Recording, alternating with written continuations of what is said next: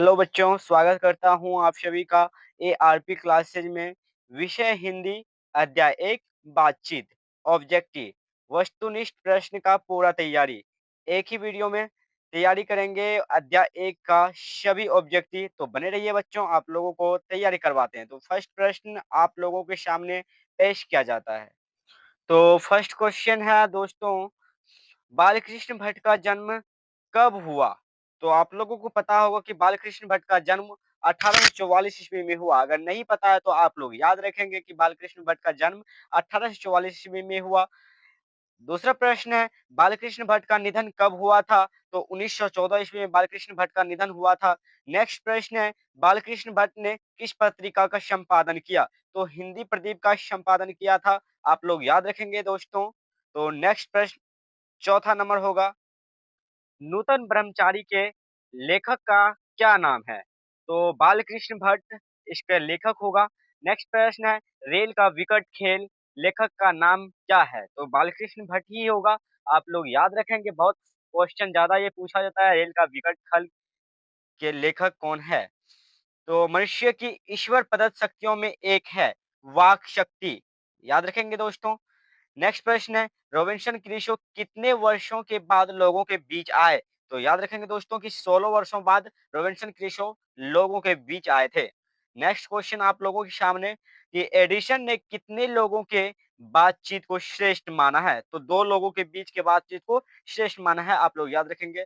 तो नेक्स्ट प्रश्न आप लोगों के सामने पेश किया जाता है कि कितने लोगों के बीच बातचीत को अंगूठी की नग कहा गया है? तो आप लोगों को पता होगा कि 3 लोगों के बीच बातचीत को अंगूठी का नग कहा जाता है। तो नेक्स्ट प्रश्न आप लोगों का 10वां नंबर हो जाएगा, कितने लोगों की बातचीत में फॉर्मेलिटी आती है? फॉर्मेलिटी यानी कि कितने लोगों के बीच? तो बोला जाए तो 4 लोगों के बीच। आप लोगों को याद होगा दोस्तों।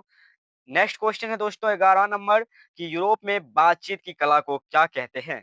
Art of conversation. आप लोग याद रखेंगे दोस्तों। नेक्स्ट प्रश्न 12वां नंबर, काव्य कला प्रवीण गोष्ठी को क्या कहा जाता है? सुहृद गोष्ठी। आप लोग याद रखेंगे दोस्तों। आधुनिक सूक्ष्म पंडितों की बातचीत को क्या कहते हैं? सार्थार्थ। इसको याद रखेंगे दोस्तों, सार्थार्थ। और नेक्स्ट प्रश्न है दोस्तों, कि 25 वर्ष से ऊपर की बातचीत कैसी होती है? दोस्तों सारगर्भित होती है। आप लोग याद रखेंगे। नेक्स्ट प्रश्न है दोस्तों, 25 वर्ष से नीचे की बातचीत को क्या कहते हैं? तो दिल-बहाल होता है दोस्तों। जैसे कि 15-16 वर्ष का जो लड़का है, दिल-बहाल वाली बातें करता है। तो आप लोग याद रखेंगे दोस्तों। नेक्स्ट प्रश्न है, कि हमारी भीतरी मनोवृत्ति क्या दिखलाती है? तो नए-नए रंग दिखलाती है दोस्तों। आप लोग याद रखेंगे।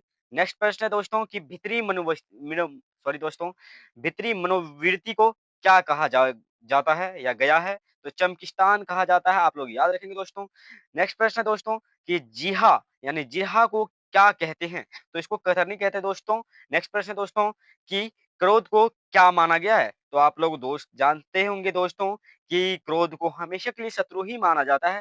तो नेक्स्ट प्रश्न आप लोगों के सामने 20वां नंबर होगा दोस्तों, क्रोधाधि को काबू करने के लिए किसे काबू करनी पड़ती है? तो आप लोगों को पता होगा दोस्तों, जब जीभ को हम काबू कर लेंगे, यानी जिह्वा को हम जब काबू कर लेंगे तो क्रोधित अपने आप काबू में आ जाएगा। तो नेक्स्ट प्रश्न है दोस्तों, कि भाषण में किसका मौका नहीं रहता है? सॉरी दोस्तों, बालकृष्ण भाषण में किसका मौका रहता है? तो नाच नखरा का। दोस्तों मुझे यहाँ पे मिस्टेक लग रहा है, नहीं रहता है या रहता है, आप लोग कमेंट करके ज़रूर बताइएगा। तो नेक्स्ट प्रश्न है दोस्तों, कि बालकृष्ण भट्ट का जन्म कहाँ हुआ था? आप लोगों को पता होगा दोस्तों कि इलाहाबाद उत्तर प्रदेश में इसका जन्म हुआ था। तो नेक्स्ट प्रश्न है दोस्तों, कि बालकृष्ण भट्ट कौन-सी विद्या है? तो आप लोगों को पता होगा दोस्तों, यह निबंध है।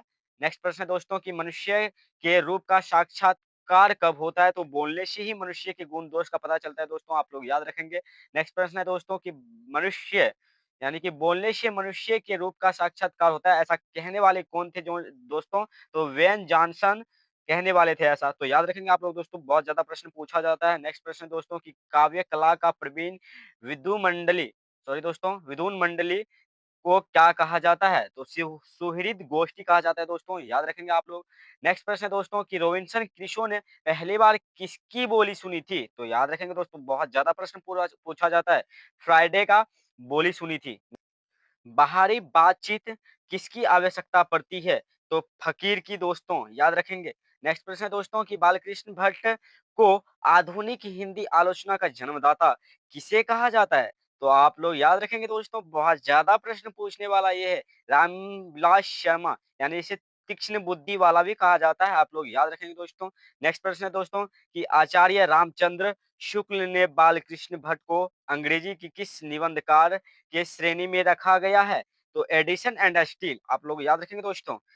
नेक्स्ट प्रश्न और लास्ट प्रश्न है दोस्तों कि भट्ट निबंध कितने खंडों में प्रकाशित है? आप लोग याद रखे होंगे दोस्तों कि 2 खंडों में प्रकाशित है। तो स्वागत करता हूँ आप सभी का दोस्तों फिर से एक बार एआरपी क्लासेज में। तो चैनल को आप लोग सब्सक्राइब ज़रूर कर लीजिएगा। बने रहिए, आप लोगों को नेक्स्ट वीडियो में हम सारी अध्याय 2 का तैयारी करवाएँगे। धन्यवाद।